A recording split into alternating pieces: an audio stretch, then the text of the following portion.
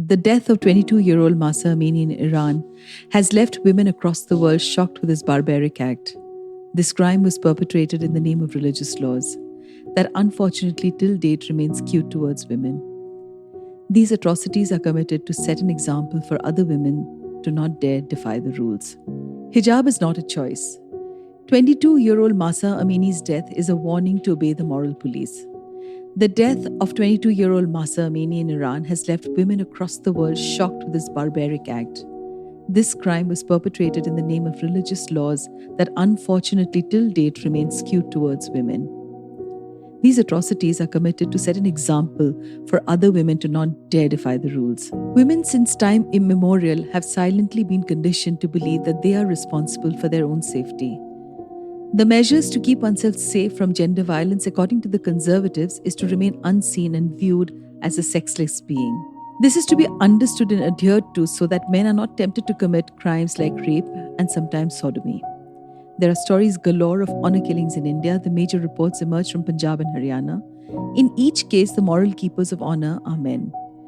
They hold the woman responsible in a way alluding that the punishment they face or any crime done to them must have been brought upon themselves. It is mostly viewed as a breach on behalf of the women who failed to toe the line. Mahsa Amini is another case of gender violence that has come to light in the world media. In this case, the hijab inappropriateness got her fate. The killing has outraged every thinking individual. On closer look, unfortunately, there are many who still believe that it is important for women to remain in a hijab to protect herself from gender violence. The men in such families emphasize on these rules in the name of protection and love. The women of the older generations in the same households also continue chiming their ignorance without understanding how this mindset is detrimental for the empowerment of women. The Greater Tehran police commander Hossein Rahimi has been quoted as, Mahsa Amini was stopped by the morality police known as Gasht-e-Irshad while walking in a park because her hijab was inappropriate. He goes on to say, the police had not made mistakes as against the accusations being made against his force. There was no negligence on the part of the police, not even a small slip. All stories published in cyberspace about the cause of the death are fabricated lies. Now let's look back at the history of Iran and the Islamic Revolution. It is to be noted that it was in the rousing rhetoric of leaders, in this case Ayatollah Khomeini, who during the end of the Shah monarchy asserted that ladies were instrumental in the revolution. He praised the great share of women in the Islamic movement. He applauded the women of Iran and said that the future of the country depended on their support. He invoked the image of the hijab as a symbol of the revolution, saying that a nation whose respected women demonstrate in modest garb to express their disgust with the Shah's regime, such a nation will always be prosperous and victorious. Like most rhetorical speeches, he roused the Islamic sentiment of the common woman of Iran to take part in the demonstrations, which he called the referendum of the streets. Women fought side by side with men in the struggle for their independence and their liberty. Khomeini pleaded with women to participate in anti-Shah demonstrations in various cities. Furthermore, women later responded to Khomeini's urge to vote in favor of the Islamic Republic without understanding what they were signing up for. Women were so pivotal to the revolution that in response to a suggestion from a top aide to ban women from coming to group audiences, Khomeini said, I threw the Shah out with these women, there's no problem in their coming.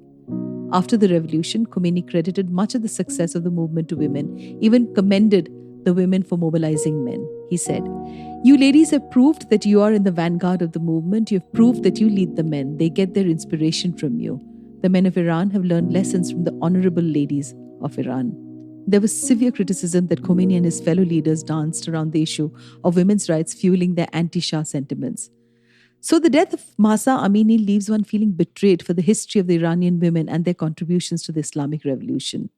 There are many debates where many feel that the media does portray Muslim women as oppressed and subjugated in Islam, and Islam is often presented as misogynist and patriarchal. There is a term called Islamic feminism that first made its appearance in the 1990s.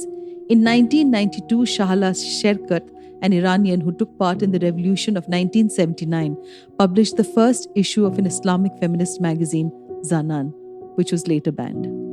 For these women who have played roles shoulder to shoulder across nations, this is a moment of being let down badly. There are innumerable freedom fighters and revolutionaries across the world who join hands in support of their country or an ideology. But sadly, women still remain as a subjugated gender across the world. One can't deny that the hijab debate has also made its appearance across India.